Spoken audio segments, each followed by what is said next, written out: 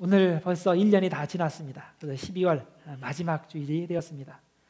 이쯤 되면 우리가 지나간 과거를 1년을 돌아보면서 마무리 지어야 될 것을 생각하게 되고, 또 내년도에 우리가 계획하던 것들, 또 하나님께서 마음에 주신 것들, 그런 소원들을 하나님께 아뢰는 그런 시간입니다.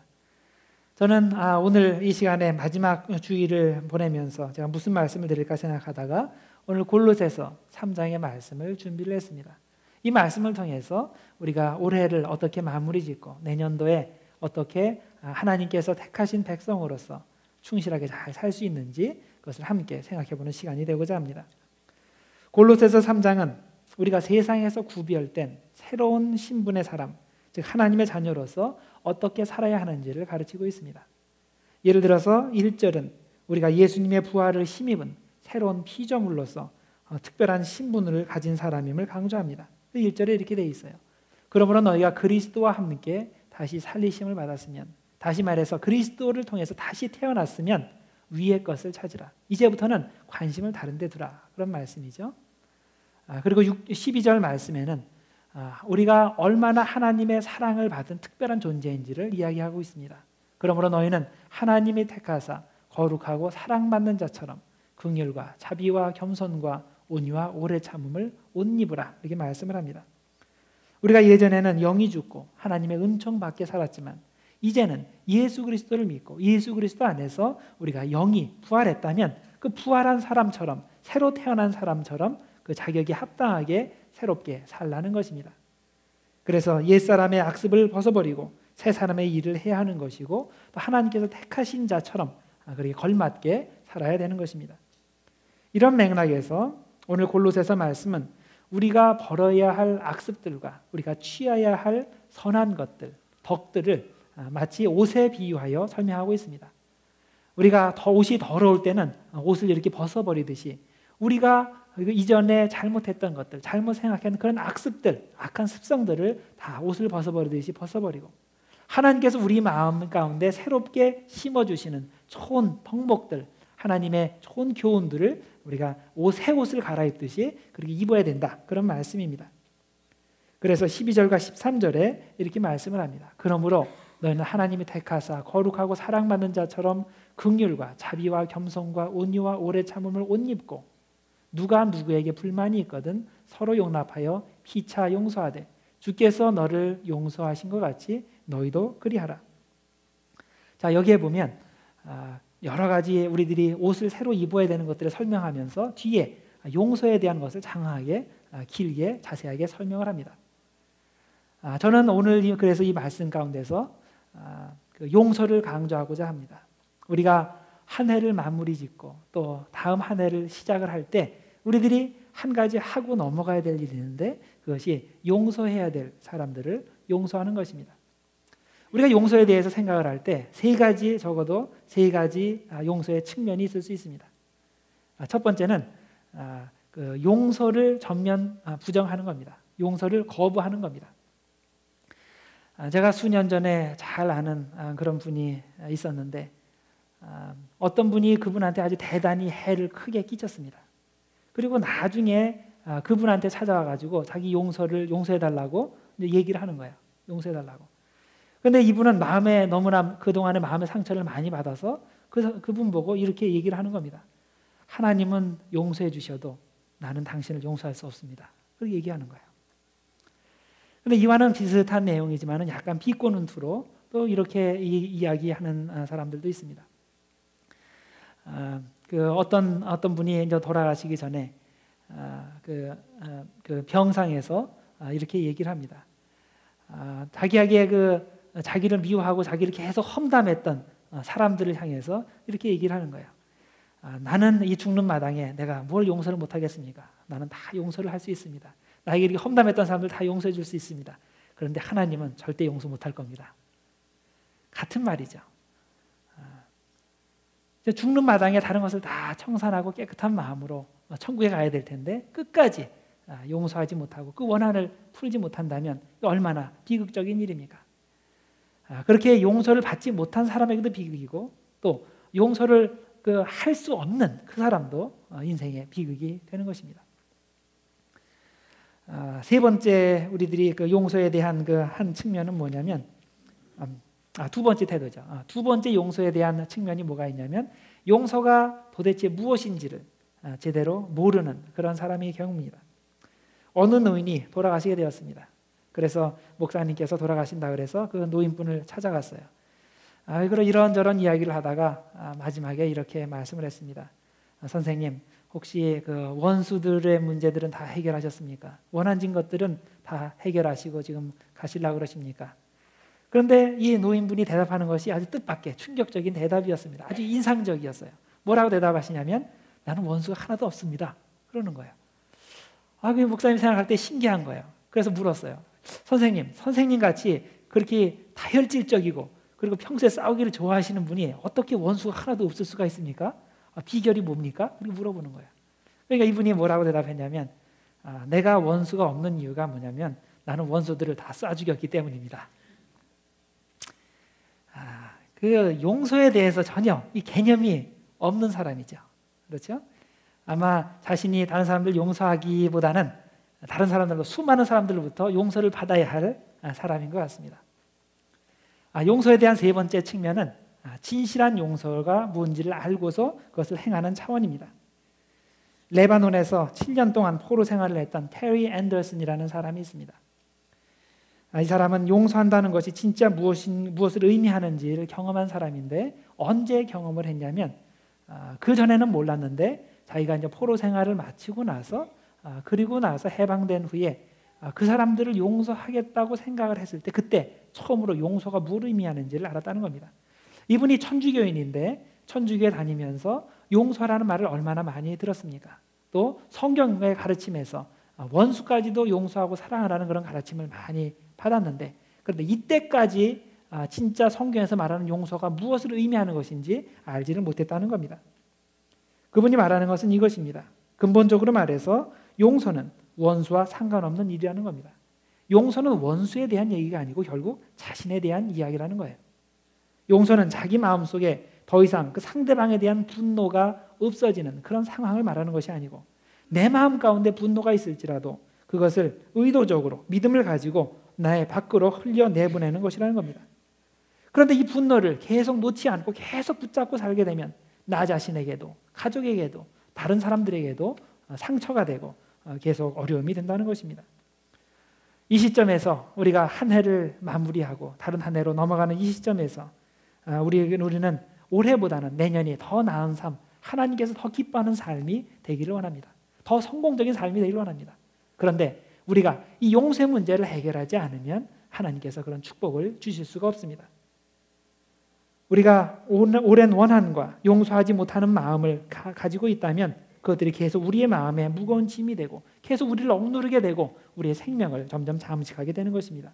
그래서 오늘 본문 13절에 우리의 모든 상처와 아픔을 주님 앞에 내어놓고 주님께서 나를 용서해 준 것을 생각하고서 나도 다른 사람들을 용서하라는 것입니다. 혹시 이 시간에 여러분에게 큰 상처를 준 그 사람이 생각이 나서 그 사람에게 복수해야 되겠다고 생각하시는 분들이 있습니까? 하나님은 그런 생각을 버리라고 말씀하십니다. 하나님께서는 복수하는 것을 당신의 손에 맡기라고 말씀하십니다.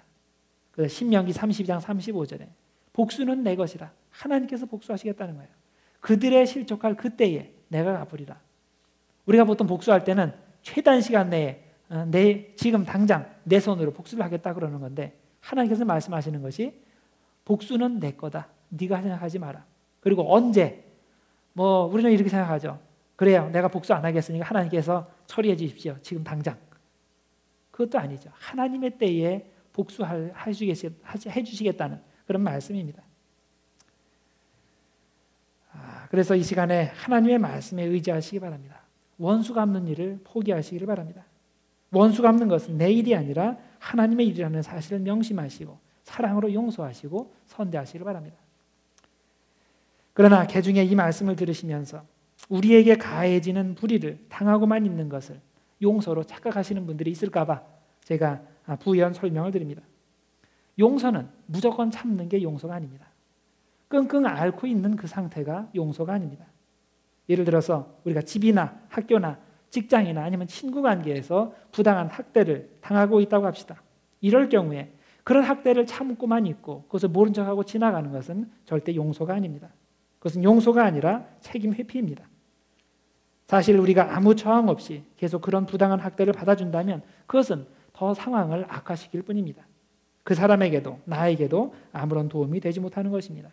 왜냐하면 우리가 반응을 하지 않고 그대로 참아만 준다면 그것은 결국 그 사람을 돕는 그런 악행을 돕는 것이 되기 때문입니다. 이럴 경우에 우리는 그래서 다르게 행동해야 됩니다. 그 사람에게 복수를 해서 그 사람을 죽이고자 하는 그런 목적이 아니라 그 사람에게 도움을 주기 위해서, 그 사람이 제대로 살게 하도록 도움을 주기 위해서 우리는 책임 있는 행동을 할 필요가 있다는 것입니다. 따라서 제가 여기서 말하는 용서는 계속 참고만 있고 부당한 학대를 계속 당하고만 있는 것은 아니라는 점을 제가 여러분들에게 알려드리고 싶습니다. 그래서 우리가 이렇게 용서를 해야 됩니다. 하나님께서 우리 마음에 주신 대로 그 사람을 결국 살리기 위해서 용서를 하고 또 나 자신을 살리기 위해서 용서를 해야 됩니다. 자, 그러면 우리가 이렇게 용서를 한 다음에 무엇들을 해야 됩니까? 그 다음에 15절에서 17절에 그 다음에 해야 될 일을 우리에게 알려주는데 첫 번째가 15절 말씀입니다. 그리스도의 평강이 너희 마음을 주장하게 하라. 자, 그리스도의 평강, 우리 마음 가운데 살아 움직이게 하라. 그런 말씀인데요. 평강, 평화란 무엇입니까? 그건 문제가 없는 것 혹은 아무 갈등이 없는 상태를 말하는 것이 아닙니다. 평강은 우리의 외부적인 상태와 관련이 있는 것이 아니라 우리의 영혼의 내적 상태와 관련이 있는 것입니다. 사실 우리가 외부적으로 아무 문제가 없고 아무 갈등이 없을 때에도 우리에게 진정한 평화가 없을 수가 있습니다. 한번 생각해 보시기 바랍니다. 현재 여러분들이 가지고 싶은 거 있을 거예요. 이거 가지고 싶다. 또 하고 싶은 거 있을 거예요. 이것도 성취하고 싶다. 그런 건 많이 있을 겁니다. 그런데 만약에 5년 이내에 여러분들이 원하는 게 다 해결되고 다 성취되고 다 여러분들이 가질 수 있다고 생각해 봅시다. 그러면 5년 후에 여러분들 진짜 행복할까요? 하나님께서 주시는 평안으로 가득 찬 삶을 살까요? 절대 그렇지 않습니다. 여러분들 주변에도 볼 수 있잖아요. 야, 내가 저 사람 같으면 저 사람의 처지라면 맨날 기뻐하고서 맨날 좋게 살 텐데 그렇게 생각하는 분들 있죠? 그런데 실제적으로 그 삶 속으로 들어가 보면 거기에도 수많은 문제점들과 수많은 그런 어려움들이 많이 있습니다. 우리가 걱정거리가 너무 없는 그런 상태, 이것은 행복한 상태가 아닙니다. 아마 걱정거리가 너무 없으면 그 실증이 나서 불행하다고 그럴 거예요. 우리가 똑바로 알아야 될 것은 평화라는 것은 외부적인 조건들이 너무나 좋기 때문에 우리에게 오는 것이 아니라 그런 외부적인 조건들과 상관없이 그것을 뛰어넘는 하늘의 은혜가 넘치기 때문에 우리에게 오는 평안인 것입니다.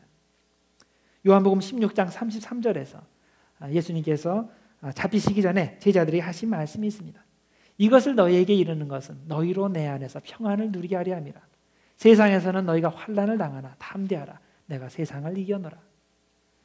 자, 여기에 보면 예수님께서 두 가지를 동시에 말씀하세요.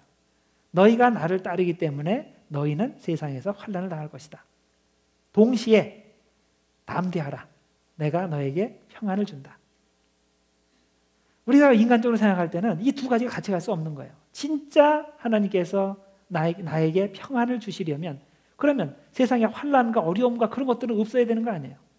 그런데 예수님은 정반대로 말씀하시는 거예요. 너희가 진정 나를 따르려면 너희가 환난을 당할 것이다. 그렇지만은 동시에 내가 주는 평안을 너희가 얻을 것이다. 그 평안을 가지고 너희가 담대하게 살아라. 그렇게 말씀하시는 겁니다. 이 얼마나 놀라운 진리의 말씀입니까? 여러분, 참 평안은 세상에 수많은 고민거리가 있음에도 불구하고 우리에게 오는 평화입니다. 참 평안은 외부적인 완벽한 조건이 있기 때문에 우리에게 오는 것이 아니라 예수님 때문에, 이 세상을 이기신 예수님 때문에 우리에게 오는 평화라는 사실을 깨달아야 됩니다. 여러분, 이런 평화가 여러분들에게 있기를 원하십니까? 2012년도에는 진짜 주님께서 주시는 평안이 있었지만 내가 그걸 미처 깨닫지 못했는데 2013년도에는 여러 가지 어려운 환경이 있을지라도 예수님이 주시는 그 평안 때문에 내가 진정으로 평안하겠다는 그런 각오를 가지시길 바랍니다. 여러분들이 그런 시각을 가지고 그것을 위해서 기도하시면 하나님께서 그런 평안을 주실 것입니다. 그래서 여러분들 주님께서 주시는 평안으로 가득 찬 2013년도가 되기를 주님의 이름으로 축원드립니다. 새해 우리가 해야 할 또 한 가지 것은 16절입니다. 그리스도의 말씀이 너희 속에 풍성히 거하게 하라. 자, 그리스도의 말씀, 성경 말씀이 우리 마음 가운데 넘쳐 흘러서 이것이 살아 움직이도록 하게 하라. 그런 말씀입니다. 이것이 좋은 신자의 특징입니다. 좋은 신자는 말씀에 푹 빠져 사는 사람입니다. 여러분들 현재 상태가 어떻습니까? 여러분들이 현재 여러분 가운데 풍성히 이런 하나님의 말씀이 역사하고 있습니까? 또한 그렇게 되기 위해서 여러분들이 정말 열심히 성경 말씀을 읽고 공부합니까? 여러분들 혹시 그 성경을 다 한번 읽어보신 적이 있어요? 한 번도 안 읽어보신 분들도 있을 거고 5번 읽으신 분들도 있을 거고 그 이상 많이 읽어보신 분들도 있을 겁니다. 이렇게 말씀하신 분들이 있어요. 성경을 처음부터까지 다 읽어본 적은 없어도 여기저기 많이 읽었습니다. 그건 전 못 믿어요. 아마 여기저기 많이 읽으셨겠지만은 그래도 성경을 처음부터 끝까지 쭉 읽는 것이 대단히 중요합니다. 왜냐하면 이 성경이라는 것이 여러 역사적 배경을 가지고 여러 사람이 썼지만은 성령님께서 쓰신 것으로 우리들이 믿고 있어요. 성령의 영감이 담겨진 책이기 때문에 줄거리가 있는 거예요. 괜히 창세기가 제일 먼저 나오고 계시록이 제일 나중에 나오고 그게 아니에요. 다 순서에도 다 의미들이 있게 되고 또 그것을 통해서 하나님께서 우리의 그 인생의 여러 가지 상황을 역사를 하시는 겁니다. 그래서 여러분들을 돕기 위해서 제가 통독 달력을 주문해서 여러분들한테 전해드렸는데 그 날짜 밑에 한 3장씩 적혀 있죠. 매일매일 따라서 그걸 하시기 바랍니다. 조금 예습하시고 싶은 분은 지금부터 시작을 해요. 그럼 아직 이틀 전이니까 열심히 따라서 하시기 바랍니다. 성경을 읽으시다 보면 어떤 구절은 조금 지루하고 어떤 구절은 이해가 안 되고 그런 것들 많이 있어요. 근데 걱정하지 마세요. 여러분들이 계속 반복해서 읽기 시작하면 언젠가 그게 깨달아지는 날이 옵니다. 그래서 제가 성경 읽기를 여러분들에게 권장하면서 한 가지 그 당부의 말씀을 드리는 것이 있습니다. 그것은 여러분들이 열심히 지금부터 막 읽어 내려가는데 12월 31일이 딱 돼서 한 권을 다 읽었어요. 그랬다고 여러분들이 성경을 꿰뚫는 성경 박사가 되리라고는 절대 기대하지 마시기 바랍니다. 왜냐하면 아시겠지만은 우리가 하나님의 말씀을 이렇게 와서 예배를 드릴 때도 매일 은혜 받는 게 아니잖아요. 어떤 때는 졸리기도 하고 어떤 때는 그냥 딴 생각하다 가기도 하고 어떤 때는 진짜 마음에 은혜 받기도 하고 그게 하나님의 말씀이 잘못돼서 그랬겠어요? 아니에요. 여러분의 영적인 상태에 따라서 그것이 들리기도 하고 튕겨나가기도 하고 옆으로 새기도 하고 그러는 거예요. 우리가 하나님의 말씀, 성경을 읽을 때도 같습니다. 여러분들이 진짜 삶에 고달파서 진짜 아무 생각이 없을 때는 그냥 지나가요. 그렇지만은 그런 가운데서도 여러분들이 말씀에 깊이 들어가는 그런 환경이 형성이 되면 그러면 그 말씀이 여러분들 마음속에 깊이 빠지게 됩니다. 그런 식으로 해서 어떤 날은 재미없게 지나고 어떤 날은 재미있게 지나고 그러면서 그냥 지나가면 그러면 1년이 지나가요. 이걸 잘 하시면 그러면 점점 말씀을 통해서 은혜 받는 시간이 점점 많아지게 됩니다. 그래서 처음 한 달 해보고 나서 이거 그냥 맹성맹성하고 이거 무슨 의미 잘 모르겠고 그러고 딱 끝이시면 그럼 평생 그 출애굽기도 못 넘어가고 계속 반복해서 그러다 끝나는 거예요. 그러지 마시고 일단은 그 깨닫지 못하더라도 그냥 그 책장 넘기는 그런 의미로 3장씩 해가지고 계시록까지 한번 이번 1년 동안은 내가 한번 해보겠다 생각하시고 쭉 넘어가시기 바랍니다. 그러면 여러분들이 그 중에서 중간중간에 많은 것을 얻게 돼요. 그리고 1년 후에 생각해보면 진짜 하나님께서 나에게 특별히 은혜 주셨던 그런 구절들이 많이 떠오르게 됩니다. 이것을 내년도에 또 반복하는 거예요. 그러면 그 다음 해에 또 반복을 하게 될 때는 또 다른 구절들이 마음속에 떠오르게 되고 다른 것에 또 은혜를 받게 하십니다. 점점 레벨이 깊어지는 거예요. 그래서 여러분들이 결단을 하시고 하나님의 말씀을 잘 읽으시는 그런 한 해가 되기를 바랍니다. 자, 그 다음에 우리가 새해 해야 할 것이 17절 말씀입니다. 또 무엇을 하든지 말에나 일에나 다 주 예수의 이름으로 하고 그를 힘입어 하나님 아버지께 감사하라. 자, 모든 일을 주 예수의 이름으로 하고 하나님의 영광을 위해서 하라는 거죠. 자, 우리가 이것을 얼마나 철저하게 하느냐를 보면 나의 신앙의 정도를 알 수가 있는 거예요. 여러분들 이렇게 교회에 나와서 예배를 드리는데 예수의 이름으로 예배에 참석하시는 거죠. 그렇죠? 하나님의 영광을 위해서 우리가 예배를 드립니다. 물론 개 중에 심심해가지고 친구 만나려고 나오는 사람도 있어요. 또 어떤 분은 교회에 와서 비즈니스를 하기 위해서 오시는 분들도 있어요. 그렇지만 대부분의 분들은 교회 나올 때 예수의 이름으로 하나님의 영광을 위해서 교회에 나와서 예배를 드립니다. 중간중간에 여러분들이 또 구제 활동을 하죠. 또 어려운 사람들 돕기도 하고 격려하기도 하고 그렇게 합니다.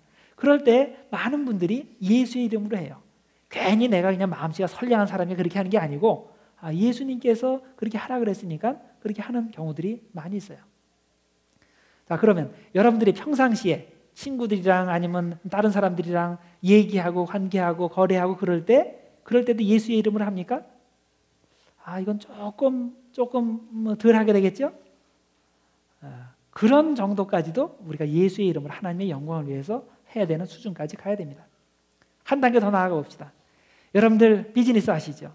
비즈니스 하실 때, 가령 세탁소에서 일을 하실 때 그때 예수의 이름으로 해요? 여러분 회사에서 일할 때 예수의 이름으로 합니까? 하나님의 영광을 위해서 일을 합니까? 그러면 좀 돈이 덜 벌릴 것 같은데 예수의 이름으로 하는 정도까지 가야 됩니다. 한 단계 더 나아갑시다. 여러분들 집안에서 일들 많이 하죠? 집안에서 일할 때 예수의 이름으로 합니까? 하나님의 영광을 위해서 합니까? 집에서 설거지를 해야 돼. 설거지 하는데 불평하면서 해요? 아니면 예수의 이름으로 해요? 남편들 부인이 그 쓰레기통 갖다 버리라 그럴 때 예수의 이름으로 그걸 예수님의 말씀으로 알고서 갖다 버려요? 아니면 왜 그냥 자기가 갖다 버리지 나보고 갖다 버리나 그러고서 갖다 버려요? 우리의 모든 삶의 영역에서 예수의 이름으로 해야 되는 거예요. 예수님께서는 우리가 그냥 교회에 나와서 요 안에서만 예수 이름 부르다가 나가면 없어져 버리고 그런 게 아니고 나의 모든 삶의 영역에서 예수의 이름으로 하고 하나님의 영광을 위해서 하기를 원하십니다. 그래서 여기 보면 예수의 이름으로 할 때 무엇을 하든지 말에나 일에나 모든 일에나 모든 것에서 예수의 이름으로 하라 이렇게 말씀을 합니다. 좀 오래된 일이지만은 1666년에 영국에서 대화재가 나서 시가 거의 전소된 적이 있었습니다. 그럴 때 찰스 2세는 크리스토퍼 워렌 경을 시켜가지고 그 재건 사업을 벌였는데 그중 특히 그 세인트 폴 커티드럴을 비롯한 그 영국의 그 55개의 성당을 재건하는 그런 일을 위탁을 했습니다. 그래서 이분이 이제 그 성당을 대성전을 이제 짓는 그런 일들을 하게 되는데 어느 날 그 중에 한 곳을 방문을 했습니다. 그래서 방문을 해서 보니까 어떤 석공이 돌을 막 자르고 있어요. 그래서 가서 물었습니다. 지금 뭘 하려고 지금 이걸 돌을 자르고 있습니까? 그럴 때 이 석공이 얘기하는 것이 저기 보이죠? 저기 지금 요만큼 그 공간이 있는데 내가 거기에 맞출 돌을 지금 자르고 있습니다. 그러냐고. 그리고 또 옆에 보니까 또 다른 사람도 열심히 돌을 자르고 있어요. 그래서 당신은 뭘 하고 있습니까? 그러니까 이분은 뭐라고 대답하냐면 집에 처자식이 있는데 처자식을 먹여 살리기 위해서 돈 벌기 위해서 제가 열심히 지금 땀 흘려서 일하고 있습니다. 그렇게 대답하는 거예요. 그러냐고. 또 좀 있다가 보니까 또 딴 사람이 또 똑같은 일을 하고 있어요. 그래서 그 사람에 가서 물어봅니다. 당신은 지금 뭐 하고 있습니까? 그러니까 그분은 얘기를 할 때 이런 거예요. 나는 하나님께 영광 돌리기 위해서 지금 대성전을 짓고 있습니다. 똑같은 일을 하고 있는데 어떤 사람은 아무 생각 없이 하고 있고 어떤 사람은 돈 벌기 위해서 하고 있고 어떤 사람은 예수의 이름으로 하나님께 영광 돌리기 위해서 일을 하는 겁니다. 여러분, 우리가 이 세상에서 어떤 일을 하든지 예수의 이름으로 하면 하나님의 영광을 위해서 일을 하면 그것이 가장 귀한 일이 됩니다. 왜? 하나님의 가장 귀한 가치, 밸류가 되기 때문이에요. 그래서 그 가치를 향해서 일하는 모든 도구는 가장 가치 있는 일이 되는 겁니다. 그런데 우리가 아무리 이 세상에서 근사한 일을 하더라도 하나님의 영광을 위해서 하는 것이 아니라 예수의 이름으로 하는 것이 아니라 나의 어떤 이기적인 이익을 위해서라든가 어떤 세속적인 목적을 위해서 한다면 그것은 그만큼 밸류가 떨어지는 것입니다. 우리 기독교인으로서 해야 될 그런 가치에서 많이 떨어지는 것입니다. 그래서 여러분들 내년도 2013년도에는 내가 무슨 일을 하든지 예수의 이름으로 하나님의 영광을 위해서 하겠다 그런 결단을 하시기를 바랍니다. 오늘 제가 4가지를 말씀을 드렸습니다. 이제 한 해를 한 해를 마감하고 또 내년을 또 우리들이 맞이하게 될 때 이 4가지 것을 이 시간에 결단을 하시고 2013년도에 하나님께서 원하시는 그런 아름다운 신자들이 되기를 바랍니다. 첫째가 용서와 사랑의 새 옷을 입자입니다. 원한과 불평과 원수 갚는 것, 그런 것 옛날 옷을 벗어버리고 이제 새해는 용서와 사랑으로 새 옷을 입으시길 바랍니다. 둘째로 그리스도의 평화가 내 마음을 주장하게 하자. 세상적인 평화 말고 세상의 어떤 상황도 뛰어넘는 그 그리스도의 평화, 그 그리스도의 평강이 내 마음을 주장하게 하자 결단을 하시기 바라고, 세 번째로 그리스도의 말씀이 내 삶에 풍성히 살아있게 하자. 하나님의 말씀을 매일매일 읽고 묵상하면서 그 말씀이 나를 주장하게, 그 말씀이 나를 통해서 역사하도록 결단하시길 바랍니다. 네 번째로 무엇을 하든지 주 예수의 이름으로 하자. 여러분, 이 네 가지를 여러분들이 명심하시고 2013년도에는 이것을 행함으로 여러분들의 삶이 복되기를 바랍니다. 말씀을 듣는 것으로 그치지 말고 마음에 결단을 하시고, 결단하는 것을 그치지 마시고 그것을 오늘부터 실행하심으로써 여러분들 2013년도가 하나님께서 원하시는 그런 아름다운 그런 삶이 모두 되도록 주님께서 축복하실 것입니다. 그런 믿음을 가지고 여러분들 새롭게 시작하시기를 주님의 이름으로 축원드립니다. 기도하겠습니다. 하나님 아버지, 오늘도 주님의 말씀을 주심을 감사드립니다. 오늘 2012년도 마지막 주일인데 이 시간 우리에게 용서할 수 있는 힘을 주시길 원합니다. 우리 힘으로는 불가능하지만 주님께서 우리와 함께 하시면 주님 때문에 우리가 용서할 수 있는 줄 믿습니다. 주님, 우리의 모든 마음의 짐을 주님 발 앞에 내어놓습니다. 그것을 거두어 주시고 우리에게 자유함을 주시옵소서. 새해에는 우리가 주님이 원하시는 사람이 되기를 원합니다. 주님의 평화가 내 마음을 지배하게 하시고 그리스도의 말씀이 내 삶 가운데 풍성히 거하게 하시고 우리가 하는 모든 일이 주님의 이름으로 주님의 영광을 위한 일이 되도록 축복하여 주옵소서. 예수님의 이름으로 기도드리옵나이다. 아멘.